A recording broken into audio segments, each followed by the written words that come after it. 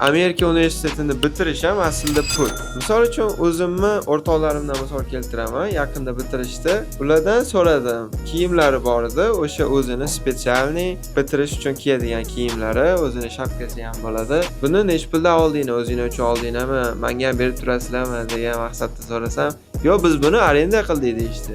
Arenda qilgan bo'lsangiz, nech pul arzon bo'lsa kerak, bir kunga oldingmi desam, "Yo'q, biz buni $150 ga oldik" deyishdi. Tasavvur qiling, bitta kiyim o'zini $150 ga bir kunga arendaga olishdi. U juda ham sifatsiz kiyimda, o'ylab qarasa. Bundan tashqari, u yoq bu yoq gaplashib o'tirsak, aytishdiki, "Men bu diplomimni sahnaga chiqib olishim uchun ham pul to'ladim" deyishdi. "Nechta pul to'ladingiz?" desam, $200 deyishdi-da.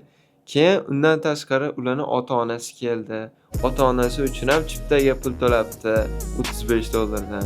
Shu Amerikada o'qish ham aslida shuncha pul to'lab o'qiysiz, lekin bitirib ketayotganingizda ham sizdan pul olib qolish kerak-da universitet.